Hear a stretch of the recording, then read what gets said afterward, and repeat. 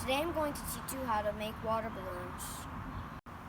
I bought this pump at a store so it would be easier to fill up my water balloons. Now you need to fill up your tank with water.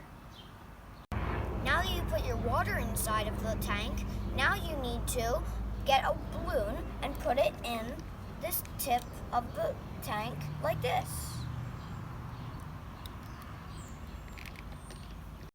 Now you need to pump this about a few times so that the air goes inside of your tank, so it would be easier to get the water inside your balloon like this. Now you need to tie up your balloon. Loop it around your finger, and then loop it around your finger again. Use your thumb, and then tie it both together like that, and now you have a water balloon.